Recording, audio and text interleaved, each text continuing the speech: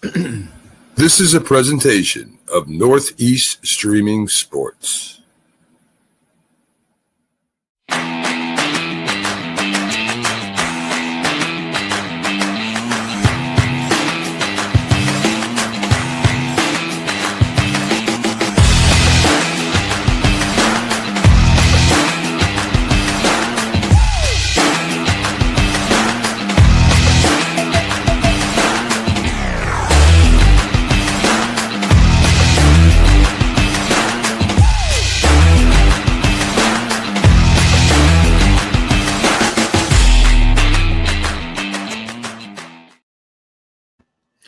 Good evening and welcome to the Unprofessional Professional Sports Show. I'm your host, B.A. Along with me is Keith Engel from TGI Sports Talk and, of course, our always good co-host, James Martin. How you fellas doing today? Fabulous. Absolutely. Yeah, I almost was going to really start off the show bad because I was going to say, well, we're bowless and tipless, but that would that would have been great for the show. But since I've already said it, there you go. Anyway, I don't know. The last time Bo was missing, the show was very professional. I don't think we need Bo missing. Yeah. Bo's famous right now, so he's doing a lot of stuff. And since Tip's been gone, we really have moved the needle toward professionalism, and that needs change. So where's Tip? Bo needs to come in here and just tip the scale. There you go. Anyway, so yesterday was the trade deadline for the NFL. Some surprising trades, as a matter of fact. The biggest one was the Sauce Gardner to Indianapolis. Indianapolis filled a great, they overkilled that need for a cornerback with that guy. Hopefully a change of scenery will help Sauce out a little bit better. He has been not playing the best over the last season or two, so I think maybe he just needs a change of environment, and he'll be okay. Especially on a team like Indianapolis that they're playing really good now. Another one was they're coming to get you. The Cowboys acquired Quinnen Williams, too. The Jets are having like a fire sale, I guess, going on here. That's really good for the Cowboys. If they ain't got an excuse not to stop the run now. They have three incredibly great defensive linemen. So trying to run through there is going to be like trying to run through the wall of China there. So I don't know. Yeah, they gave up Motsy Smith. There was a second-round pick and a first-round pick given up to the Jets. So that's going to help the Jets in the future. For 2 first rounds and two first rounds and what? Yeah, 2006 first round and a 2007 first round pick and a second round. And wide receiver A.D. Mitchell goes to the Jets for Sauce. I think that the Jets are just trying to put it. I know a lot of people are like, oh, why did they trade those two? Those are supposed to be cornerstones of their defense. But I think what AG is trying to do is establish who the guys they want in there, basically. Kind of like I said, the blueprint is the same as what the Lions did when Dan Campbell came in. So I think that's what they're doing right now. And they're set for at least 2-3 years as far as getting high draft picks. So that should help them out, hopefully. If you hit winners on the draft picks, yes. Exactly. That's true. Yeah, you just traded 2 guys that they have identified as, again, maybe they just want to change culture, get their own people in there. But, when you look at it at face value, you think, well, we're admitting that, we missed on these picks. So why would I be confident, if I'm a Jet fan, that they're going to do any better with the picks they just acquired? And with that said, I like Sauce Gardner a lot. I think with a change of scenery, I think you're going to see some better football out of him. And I think the Colts, at least in the short term, win on this trade. Maybe in the long term, they don't. But when you're where the Colts are, you got to play for now. Right. They're a really good football team. This really, I think, might be the move that puts them over the top. We'll see. I like Sauce a lot. And I know Jet fans have been down on him, but I'm looking forward to seeing what he does in Indianapolis. Yeah, Sauce still has the sauce in the mix. I think he's going to be a real good duo with Travarius Ward. I think they should definitely help be bookends in that secondary. I like the move for Indianapolis, and I also like the move for the Jets. I mean, they know where they are right now. They got two extremely talented players that they got off their books, and what they were paying them high end money. So that frees up the cap space as well. And so I think that the situation with two first round draft picks, man. Let me tell you, they're going to be low for the Indianapolis Colts, but for Cowboys, I mean, they're going to be mid somewhere to high for them, and so they'll have a really high draft pick for themselves for 2026, and then they'll have a really high draft pick probably again, by all intents and purposes, with the Jets for 2027, and so. They made out like a fat rat, like you said though, Keith. I mean, whether or not they hit, but they have options. They can trade out. Somebody might want to get up in those spaces, and they can collect more value by moving back and acquiring a boatload of later first or early seconds and thirds, and just build their team that way.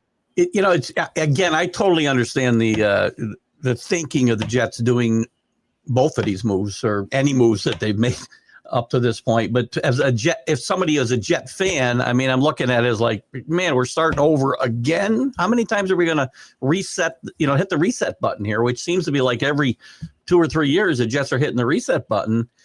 And again, fan bases don't like that as a rule. So hopefully they can make something out of this mess that they have right now, and I hope they are patient with a guy like Aaron Glenn. I think he gets a long leash because of his ties to the organization, and I think his history coming in here as a coach.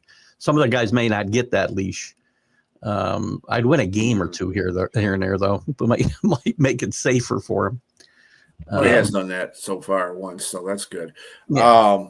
The only problem I have with that whole situation, I understand where they're going. But the GM is not Brad Holmes. Brad Holmes is a very good, he drafts well, and I don't know too much about their GM.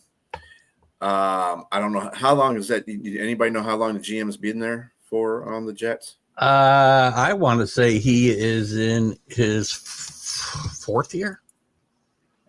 Let me take a look. GM. Let's see what we got here. Sorry. He just came in. Their GM's been there since January. So okay. New regime. That's right. He replaced Joe By any Douglas. chance, since you clicked up on there, did you see where he came from? He came from the Broncos. 12 years with the Broncos before being hired by the Jets. Assistant general manager part of that time, most recently. And that's probably why it was easy to let go of those big marquee players, because he had no ties to them at all. Yeah. And that's, you know what? Look at it. Maybe they should have done that before the season. I don't know. It's hard. I know if you do it, and maybe it's easier to do it when you have a whole new regime coming in. Your GM's brand new. Your coach is brand new.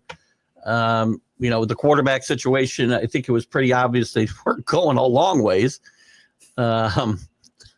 Jack's excited about this news. It seemed like yesterday they're going to own the draft. It wasn't his comment. They're going to own the draft for the next 3 years. Mm-hmm. Yeah. Yeah. I mean, he's pretty right. I mean, it's just whether or not they can do anything with it is the question. They hold a lot of cards. It's how you play them is important as well. So it'll be fun to watch.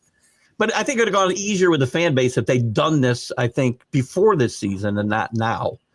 Right. But, well, the only problem is, I think the argument would be that it's like you're coming in with the new regime, and you got your quarterback. Why can't you, try to win? But then, of course, now you're 1-8. What are they? 1-8? Yeah. 1-8, I think. 1-7. Yeah. So with that said, they had a bye week last week. Yeah. Yeah. So 1-7, and now you get rid of these players, but you should have some high hope with what you've accumulated thus far. They should be in the top 3 as far as draft pick is concerned by the end of the year. Like I said, it's the only thing this GM, I hope that he has good draft history behind him, because like I said, it's the stars aligned for the Lions, and when they got Brad Holmes, because he was known for that, really good draft analyst on that. And we got a whole bunch of good players just from the first trades that we did with the Rams. So, I mean, if that guy can do that for the Jets, that'll be plus.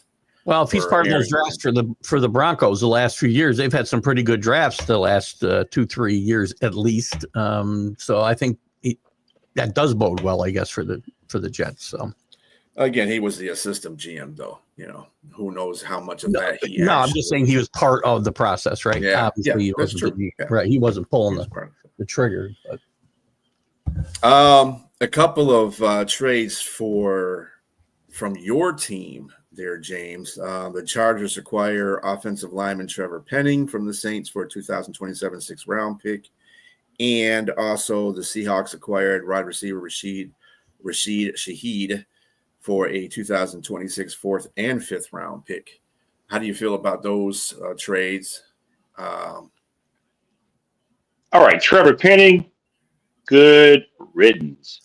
What a total bust. I mean, we traded up for him to get him at number 18 overall, and out of a small school in North Iowa. And he played left tackle, played right tackle, was poorly rated at both. I mean, was just abysmal.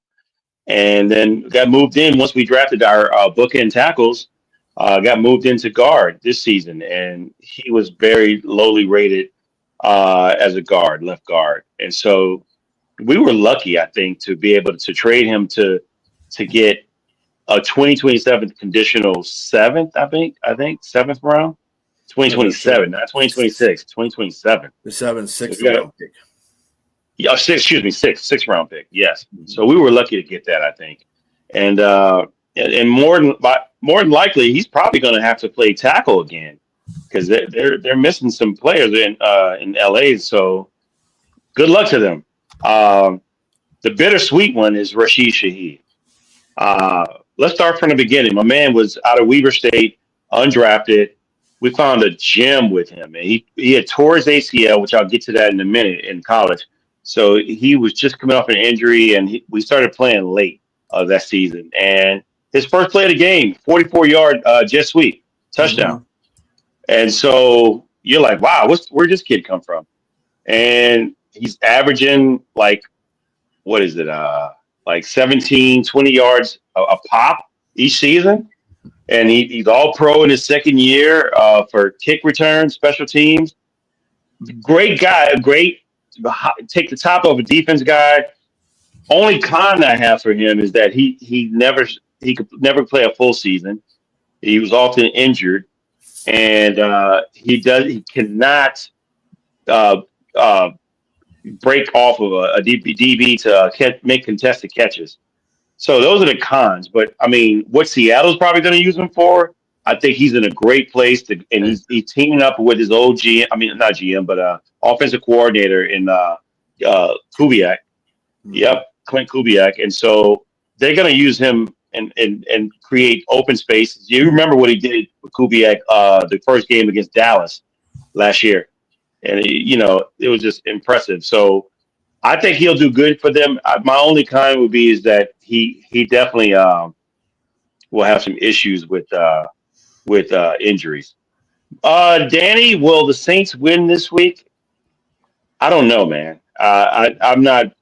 I didn't pick them last week to win, of course, and not having a couple of key players that were starters, that might be a little tough going into Carolina against a team that can run the ball on you. So I don't know. I would probably lean more towards Carolina than New Orleans. I'm rooting hard for him just so my phone won't explode all day Sunday and Monday.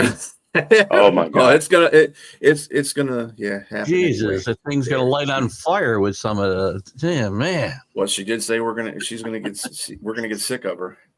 Oh my goodness! Saying Like they're winning the Super Bowl. I gotta win. That's all I know is I gotta win. So. Anyway, I'm Rashid myself. Listen, and you can speak to this more than I can, obviously, and you have James. Injuries seem to be a bugaboo with him from time to time. And also, I think expectations, because he had to fill in for guys that were injured and had to step up. And I think as a third guy, he's a really good guy to have on your team, third or fourth receiver, if he can return kicks still like he did in the past. But when you ask him to step up and be more than that, I think you're asking a lot of this kid.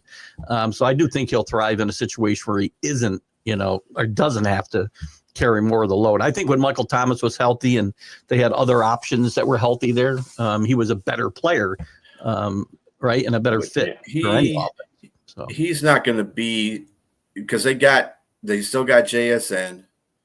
Torrey Horton and Cooper Kupp. Torrey Horton and Cooper Kupp. So he's going to be an option to take off the top of the defense. It's a good spot. Basically. I think it's a good spot for him. Especially with that offense that they got right there. I mean, right. I think Seattle improved a little bit better on their offense with that trade. They're a very good team right now anyway. Really good. Like every week we have this is a Super Bowl contender. Every week we have a new Super Bowl contender in the NFC. I don't know what's going on. But now it's Carolina. I think it was a smart move for Seattle to be able to solidify their chances of trying to get to the Super Bowl. So, yeah, I definitely like the move for them. And I like the move for the Saints. I mean, we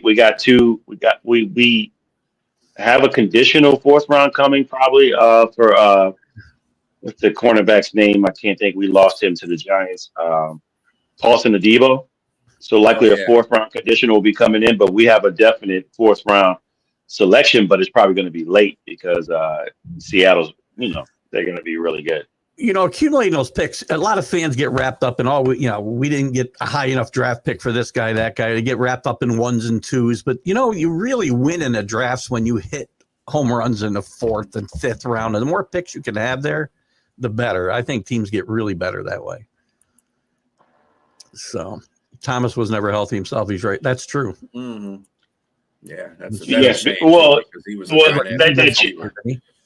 it changed. Let me tell Rich. Yeah, he was never healthy once he had that major injury. Yeah. Mm-hmm. Before that, he was like rock solid. He was a total dominant ball player. Yeah. So with the Cowboys also, they signed Quentin Williams. They also got linebacker Logan Wilson. Do you feel that makes their defense at least applicable? I mean, I know it's two players aren't going to change the whole defense, obviously. But when you have arguably the best defensive lineman in the NFL on the team, you still got Clark on there, and they got the guy that they just signed at the beginning of the season that's on there. I mean, Jerry's actually saying he's making sure that nobody's running up the middle on him. I can see that right now. Nobody's running on him. He didn't want to improve that. He went out there and did that. So I think that's a small step for victory for Dallas. Other than that, they need a whole bunch of stuff. Well, he apparently closed that big oil deal that was keeping him from progressing his defense, which is good. Listen, he got a really good player, and I think it's important that the offense is good enough. I didn't show it here. Obviously, the other night they were awful. But I think the offense is good enough to contend. And I think sending the right message to your team at this point in time that you're at least trying to win is part of the battle as well. And I think he did send that message to the rest of the team. And hopefully, if you're a Dallas fan, hopefully it helps you move forward. This is a year. I mean, the East is not as good as we thought it was going to be, right? With the Redskins down, completely not, right? And the Eagles. They have played really good football, but it doesn't feel like they're, at least not yet, the Eagles that we saw at the end of last year. There's a chance for them to get into the playoffs and lose, of course, but at least they'll get to the playoffs. So I think the message he sends the rest of the team is important as well as getting a really good football player in Williams. Oh, yeah. Yeah. I see Danny's taking shots at you now. Now? Well, this show, I'll put it to you that way. This show, he's starting off with you. Other trades that were made to cornerback Jasir Taylor went to the Jets for a 2028 seventh round pick. Let's see. The Bears acquired defensive end Tyron Shoyinka for the Browns 2026 sixth round pick. They got back.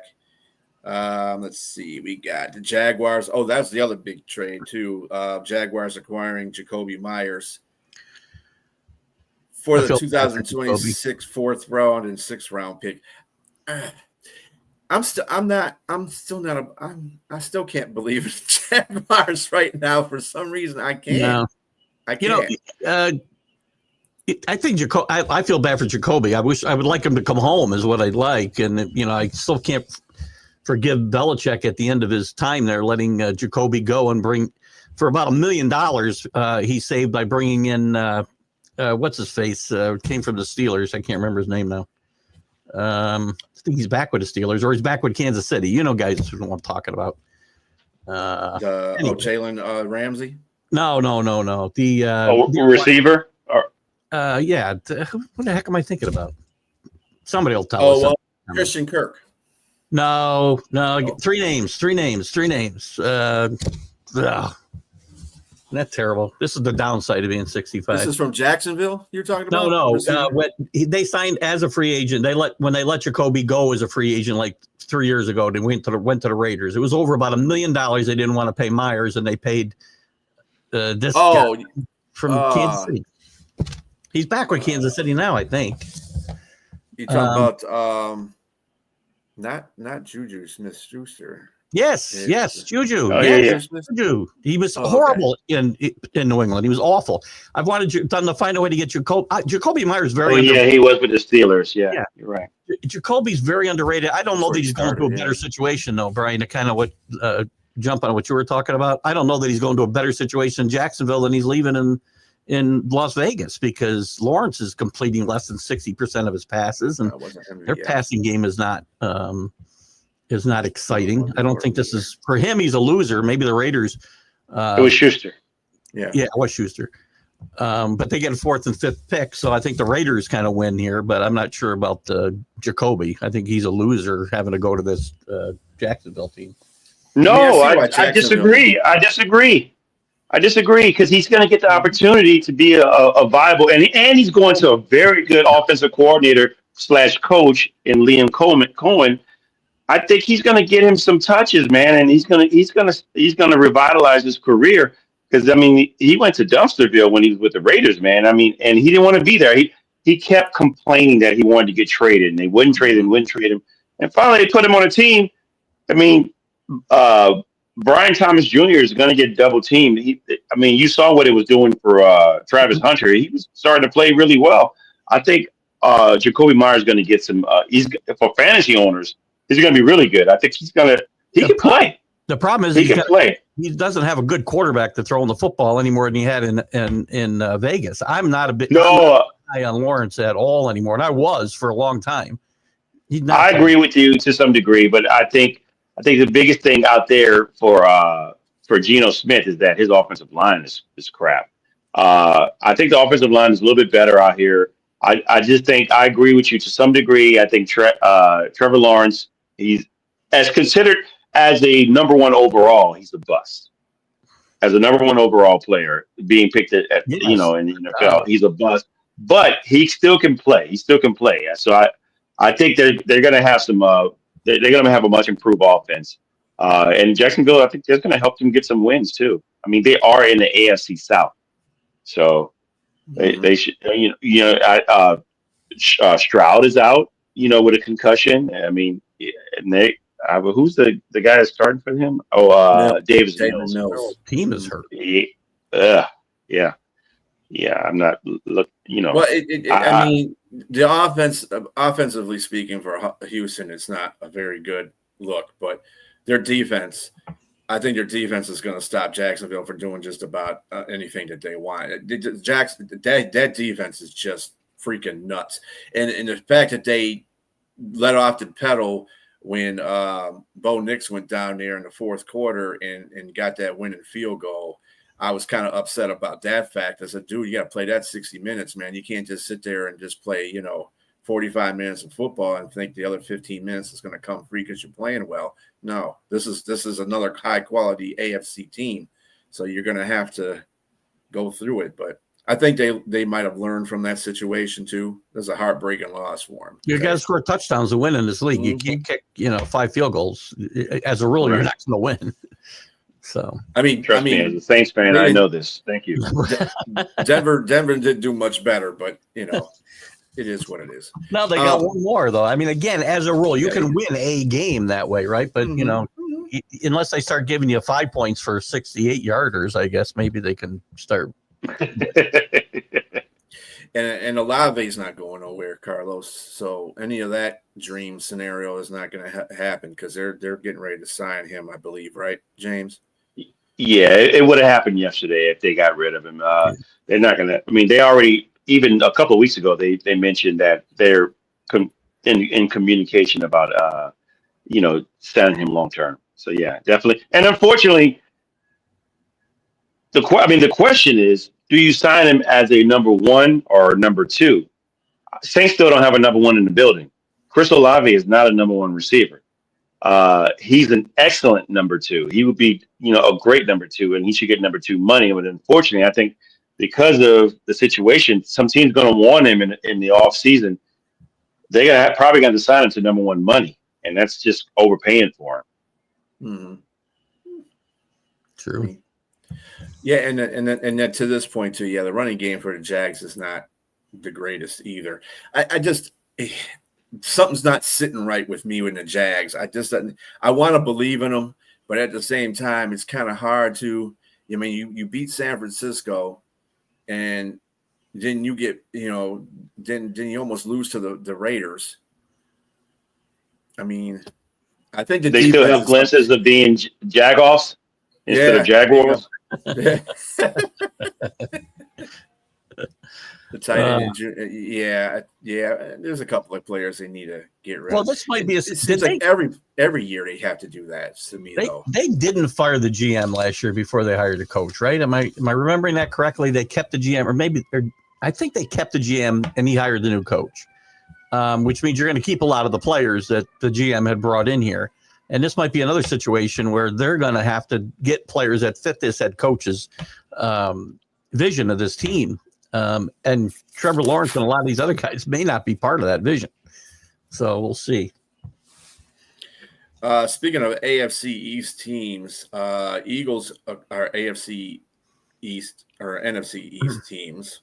Get it together here, Brian. Eagles acquire defensive end Jalen Phillips from the Dolphins for a 2026 third round pick. I think there was a lot of moves that were based on desperation. I think that was one of them for Philadelphia. They don't have a very good pass rush right now, so they had to get somebody to at least try to get a pass rush going. The same case with the Chargers getting Penny. They had to have somebody to shore up that offensive line. I still don't think that's good enough to do it. But you don't think Jalen Phillips is good enough for a third rounder? No. I'm just saying that they gave up a third round. Well, no, not necessarily. I think it could have been at least a fourth. But like I said, it was still out of desperation though. They still had to get a pass rusher out of desperation. Yeah. They're coming into a stretch where they're going to be playing a lot of decent teams. Desire Alexander is definitely a reach, I think, because he's only played 2 games for a 6th rounder, and he was a healthy scratch most of the games that he was on with the Ravens, and so that might have been really a big reach. But they don't have another guy to play outside of Quinyon Mitchell. They needed somebody. I like the Phillips trade for the Eagles.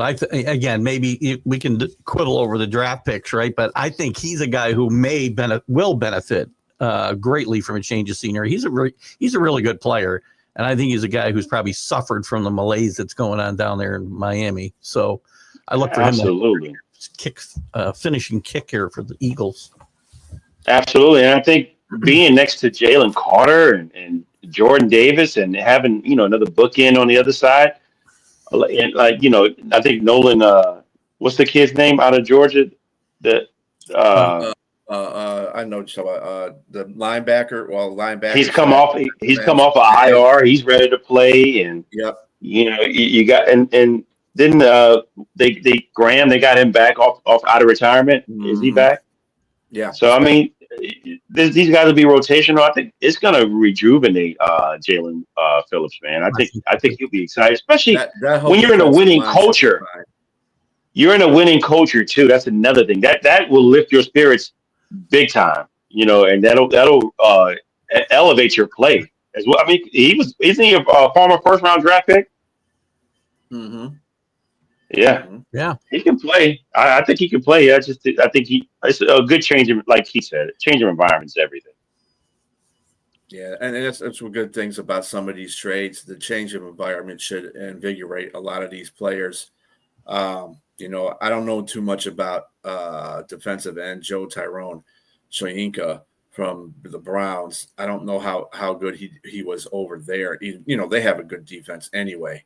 If anything else, the Browns have is a good defense. So, hey, yeah, that's another thing I want to ask. I know a lot of people were down the Lions because they didn't get anybody.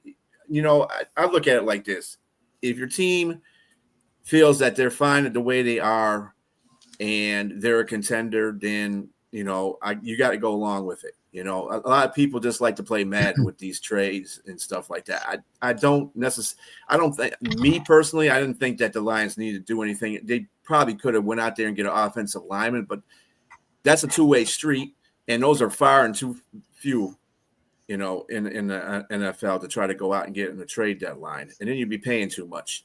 And I'm sure Brad Holmes went out there and did his best, job to try to get one. But if they're paying too much, the Lions are not going to, mess up their future just to get one player. That's not happening.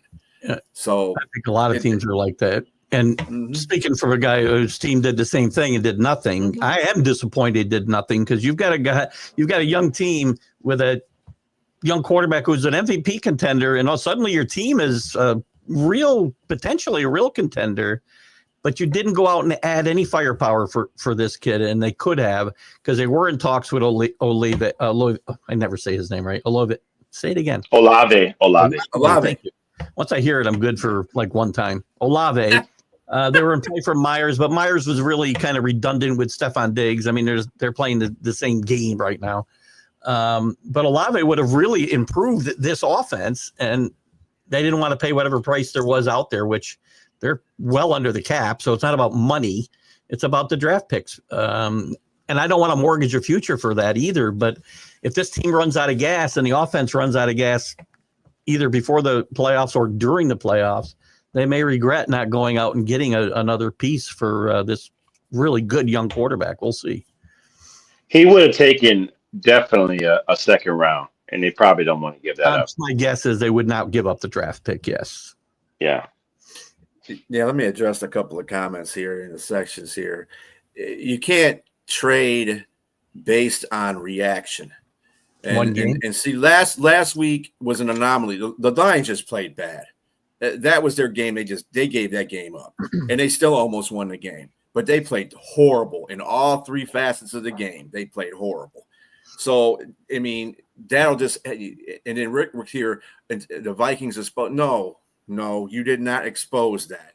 If anybody exposed it, it was the Green Bay Packers. But then again, that interior line is a mess right now. Anyway, when it is what it is. Like last year, I had this comparative analysis on my last show yesterday for One Ass Cheek Three Toes, and it's a drastic difference about the pressures, the sacks, and everything that's going on that offensive line than it was last year when they had Frank Ragnow and they had Zeitler and they had, their line was solidified.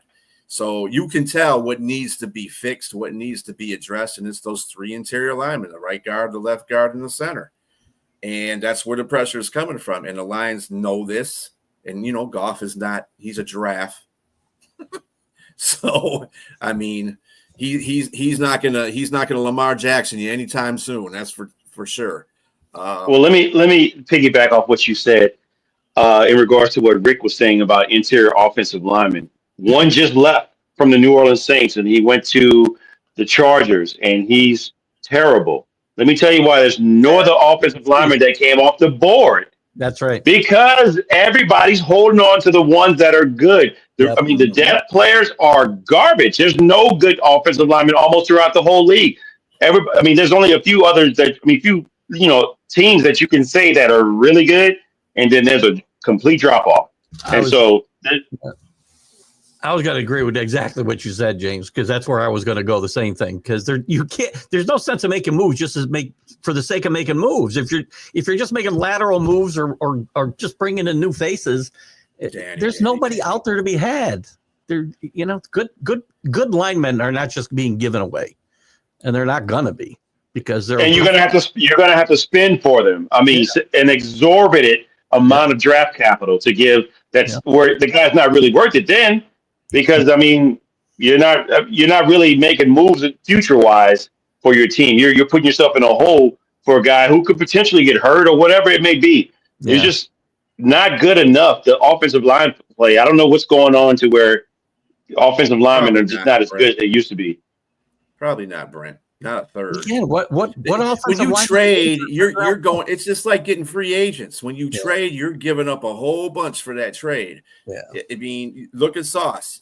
I mean, it was warranted he got that because he's such a good player, and even with Quinnen Williams. But any other player after that, no. And you're not nobody's giving up an offensive lineman that's awesome. It's not happening. They have never been at more of a premium than we are now because there's just nobody out there. Nobody's got depth. If you've got a good offensive line, you don't have depth behind them. So if they get hurt, you're screwed. Every team in this league is one injury in their offensive line from being in trouble. If they're not already in trouble. So nobody's giving them away. Yeah. Can you imagine if somebody like Orlando Pace or what's the guy that went to Hall of Fame for the Ravens, big 7'8" guy? What was his name? Jonathan Ogden. Can you imagine one of those guys was available now? Man, he'd probably go for 3 first-round draft picks. Yeah, or 4. There's no way. I mean, you know, there's nobody like that now. There's nobody in the league that's just like those guys I just mentioned. 100%. I mean, I think the thing too, a lot, and see, Lions fans aren't used to success. They're not used to their team being in a Super Bowl contention or even having a Super Bowl. So they go haywire when stuff like this happens at the trade deadline. In fact, there was a lot of Lions fans so mad yesterday about them not making a move. They said, we need to fire Brad Holmes. Oh, you sound like an idiot. But anyway, it's first of all, even if you got somebody, okay, that doesn't guarantee you winning a Super Bowl. It doesn't. Doesn't make it. It puts you closer. No, if you want to get somebody, you want to win the Super Bowl, right? You don't want to get close to it. I'm not understanding the argument perspectives of some of these fans. And let me tell you, Lions fans are like the worst when it comes to stuff like this because they go ham about anything. And I was like, you're not used to success. And then when you get success, now you expect them to be Philadelphia successful, Kansas City successful, New England Patriots successful. This stuff builds. You got to take time and build the program. This is what the Lions are trying to do. People don't want that. We want to win a Super Bowl right now. You know, I'm 56 years old. I'm sure they're going to win one by the time I pass this earth, hopefully. But anyway, you know what I'm saying? They're closer to doing that now than they were 10 years ago. Way closer. Yeah. Well, we expect immediate results in everything in society today, including sports. It's a paid electrical bill there. I thought there was poltergeist or something there myself. That's what I thought you said. He changed it. There you go. I'm like, what is that? Yeah, paid. I wasn't going to say anything in case this isn't really James we're talking to. It was some other entity. There's Sonia. No more talking about bad talk about the Panthers. Right. We have all the bad Panther talk around. Never pay. Well, I mean, that's just to be seen. You guys, I tell you, between you and Bo, man, you don't have the same coordinator you had before. So Pete Carroll's not your head coach no more. That's what was killing us. And it's a really good changed it. It's a really good football team, but you know what? You got to see them play. You know, everybody. You know, it's the same way in college football, pro football. We want to compare teams that don't play each other until they play each other. I can't tell you who's better. I really don't know. I love no this. class. No class tonight. Do you have class? That could be a couple different things, right? Yeah.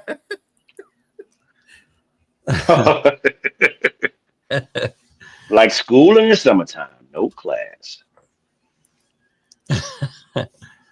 Oh, there you go. So you got some fans there. There you so go. There you go, Sonia. You're happy. So let's switch our gears up a little bit from the NFL. Keith, the playoff, the NCAA football playoffs came out. What was that? Tuesday. Tuesdays. I think at 7 is when that show is from now till we're done. And was there any surprises that you've seen on there? Not really. I mean, I had said Sunday when I was talking about this that, you know, I didn't expect there to be anything surprising in the first 9 or 10 slots, which I'm not surprised at. The interesting would be at 11, 12, and around that spot. And pretty much they came in where I thought they would. Texas and Oklahoma in that 11 and 12 spot, they both be out. Once you slide in the ACC winner, which would be Virginia right now in the group of 5, which would be Memphis. So they'd be out. So I thought Texas might be in right now, but as I look at it, that would mean I got to drop Notre Dame out, and I don't think I'm doing that. Notre Dame's in. If they don't lose, they're in. They're going to keep moving up because teams are going to keep losing in front of them as well. So I didn't see a lot here. I'm a little surprised. I think maybe at Virginia falling all the way to or only being at were they 14? I thought they might have been up a spot or two. We talked earlier before we went live about the Georgia Tech drop. Surprised me a bit too. This poll would tell you that there's not a lot of respect. That's the thing I take away from this. There's not a lot of respect for the ACC by this committee. And they're not going to get 2 teams in here unless the sky falls in on some of these other teams ahead of them. The ACC is going to have one selection. That's going to be the winner, obviously. A couple teams I'd keep an eye on from the outside. Louisville, ranked right behind Virginia. They still got a chance to win that conference. And what Miami falling as far as they fell really hurts them. They don't have right now. I can't, but again, without something crazy happening, Miami's path to the playoff is really dead. They can win out and it won't matter. So it's going to be very interesting to see what happens there. But listen, even Michigan hasn't passed to this playoff. If they win out and beat Ohio State, they might have an argument to move up here. This season's told us one thing. Don't count on this being where we finish as far as the top 12. Because again, even that group of 5, Memphis has it right now. And I believe they don't show the rankings past 25. I believe they were 26. But they're not ranked in the top 25. They are 26 actually. I don't think it's a given anymore, which I and most people have thought the American Conference winner would be this group of 5 selection. I don't think it's a given anymore. James Madison is starting to get some traction and moving up the polls. So has San Diego State. You have to watch out for in the Mountain West. While Tulane and South Florida and now Navy took themselves out last week. So it's still an interesting race, but it's not just between Memphis and South Florida.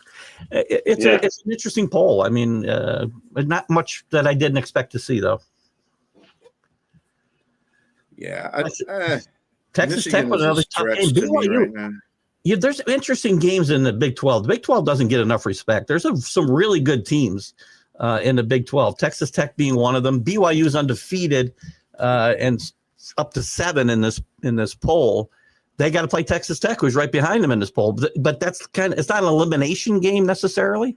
But whoever loses this game could put Utah right back in play for being in that Big 12 championship game too. So There's a lot of fun stuff around the country. The main thing I see out of all this is the lack of respect, and maybe rightfully so, for the ACC. Probably right. Are you, Keith? Are you okay with Alabama being the fourth bye?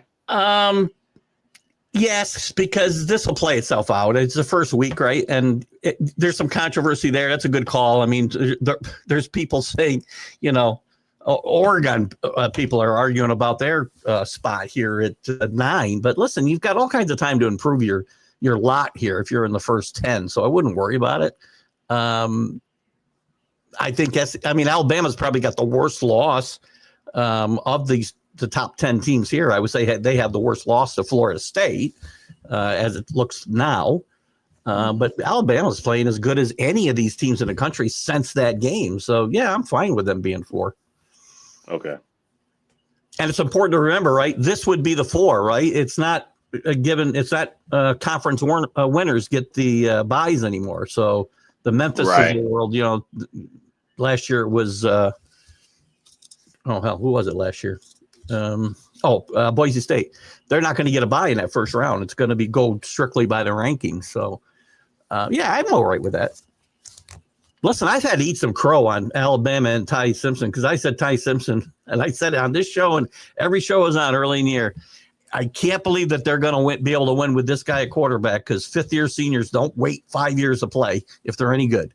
They're playing somewhere else. But he's been arguably the best quarterback in the country, the most consistent, if not the best. So, no, Sonya, LSU is not even making it in the top 25. So there's a question whether they'll even be allowed to finish out their season is what I heard, Sonia. I don't know whether that's true or not. That's the governor. The governor doesn't want him to play. Yeah, you got to blame the governor, right? Exactly.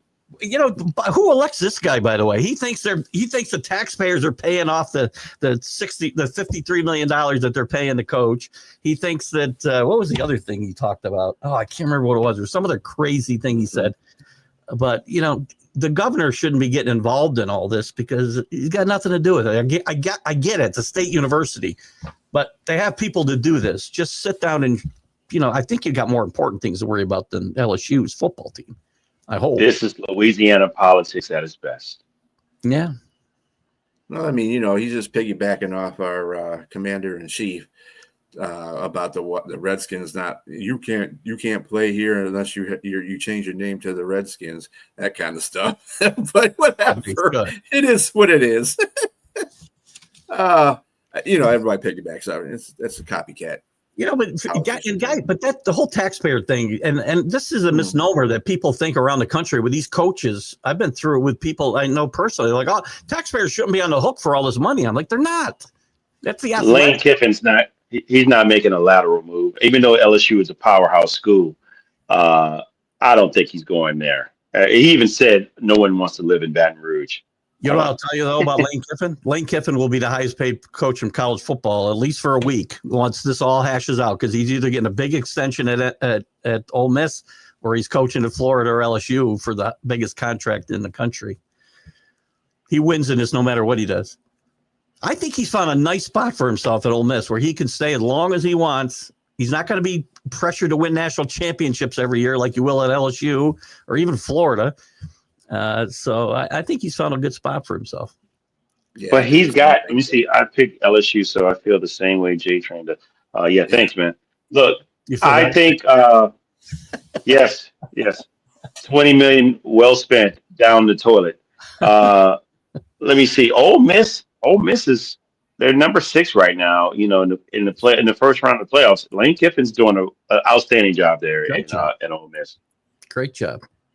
They be, to me, if I'm worried about those teams in the top 10, they're the team that I'd worry about most staying where they are, and then potentially when they get to the playoffs. So it's crazy for me because I really was hoping that Navy would do something. That Texas pick reminder. North Texas is Yeah, very good. the North Texas game was just hideous from the Navy, and then they got to play Notre Dame next. That's not. They're not going to have Not good. a chance. They took themselves out of it. It's always fun for me. Last year was fun with Army and Navy. Both were in contention for that group of 5 spot for a long while, and Navy staying alive as long as they did is fun too. It's Miami, Sonia. I'm a Miami fan. That's correct. Yeah.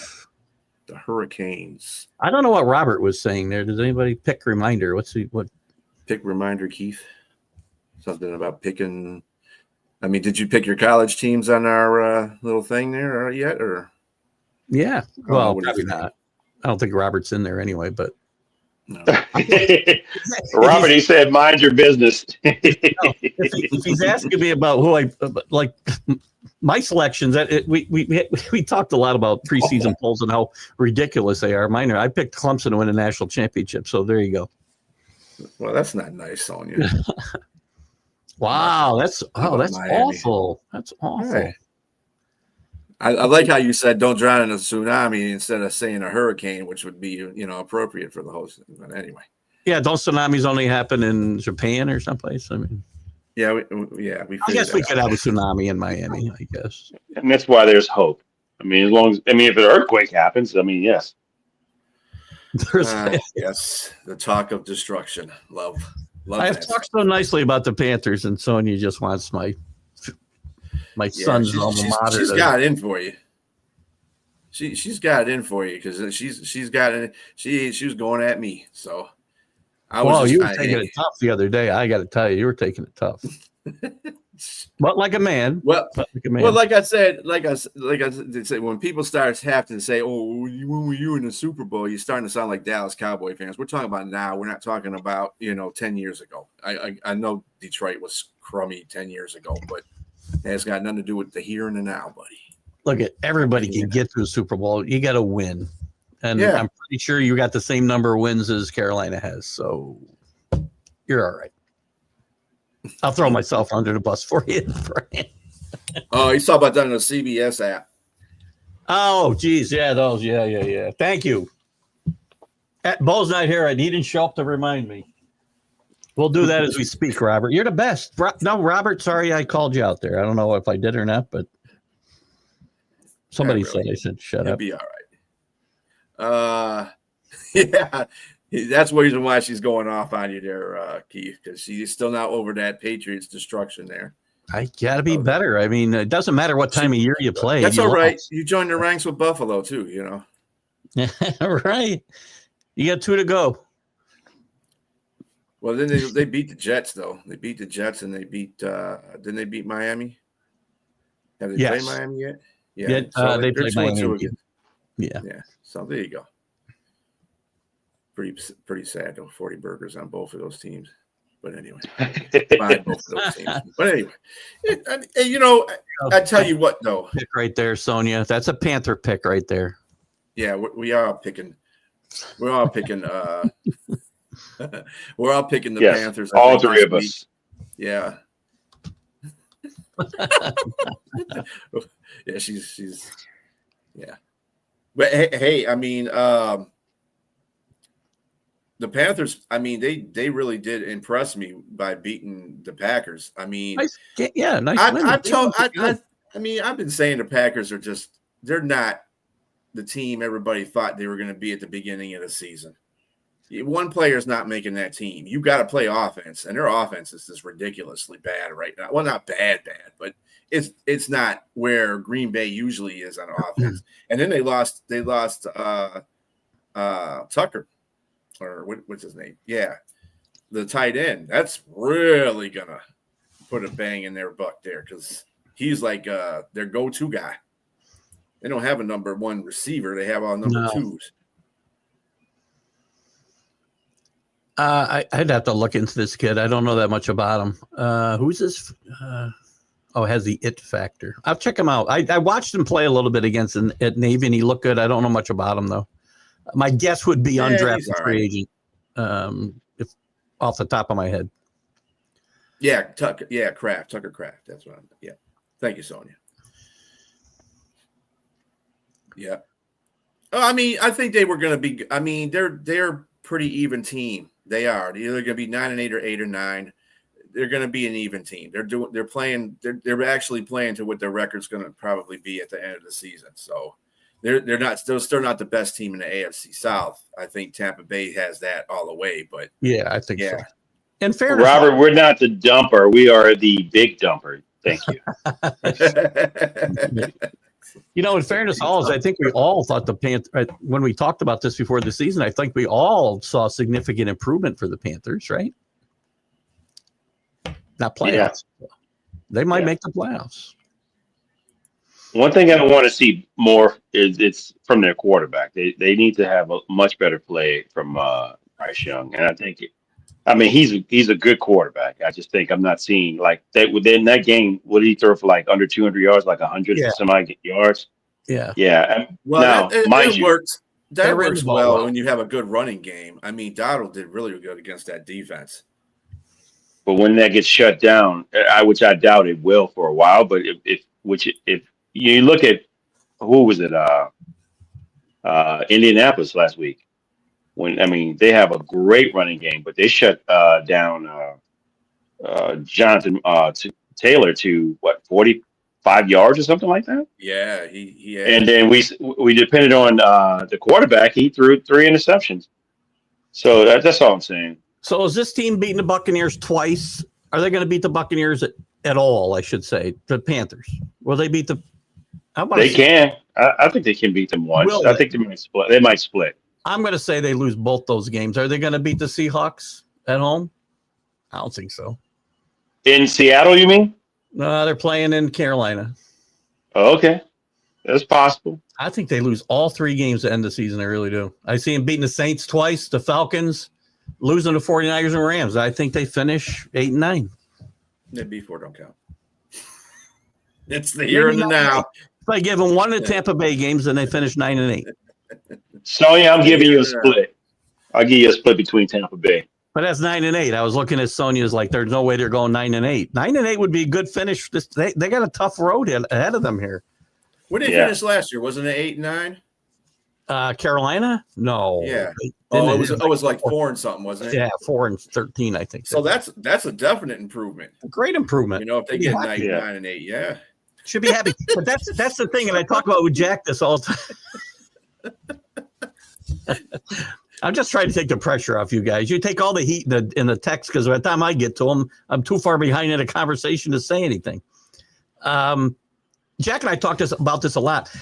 Perspective changes, right? Before the season starts, as a Panther fan or a Patriot fan, you're okay. You go 9-8, make the playoffs and lose a game, you'd be fine. Well, now you move along and you're above 500 already. Maybe you finish with 10 or 11 wins, and now you lose a playoff game and you think it's a disaster because your perspective isn't the same 5 months later. I'm not going to be happy with making the playoffs and losing a game now.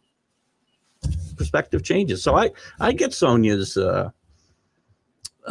excitement over her team. Make any points at all, Sonia? you need. If you're a fan of your team, you need to be excited about it. I don't put that past her for anything. You're up. I always pick the Lions, even though sometimes I don't think the Lions are going to win the game. But I always pick them. And James, you basically do have to take your team. You have to take in your mind now. You're doing that. You're picking against your team, but really you want the Saints to win every time. So, and of course, everybody wants the team to win, but I'm not. I'm in a pick 'em, man. I gotta be realistic now. See, last 2 years I took the Patriots every week, which is why I didn't finish very well. We're all honest, Sonia, about our teams because we see our teams. Can't always pick your team because you think they're gonna win, and then you decide, I see about the doubters and stuff like that. Well, you pick your team all the time. Yeah, I guess you can say that. Listen, nobody's ever accused me of wearing rose-colored glasses when it comes to any of my teams. People are calling me out for being too hard on them all the time. Yep. That's how I am with the Lions. When I see good stuff, I talk about good stuff, and I'll tell you what's bad too. I don't just talk about good, if you notice, and I know. Sonia, you do. Sorry. Well, at this juncture for the Saints, I want them. I want them to lose out. I want the number 1 overall pick, and there's a lot you can do with that. You can either trade down, or you can take the best player. So I definitely want the number one pick at this juncture. Well, all I gotta say, Sonya, now that you're not an underdog in this game, don't go out there and lay an egg. I'm just telling you that right now. Oh, that'd be devastating, wouldn't it? Oh, Sonya wouldn't be on there for The weeks. silence would be deafening. You got faith in your team. I like that, Robert. I don't think Should. Everybody should. You should be excited. Want your team to do well. Especially if you're playing as well as you are, yeah.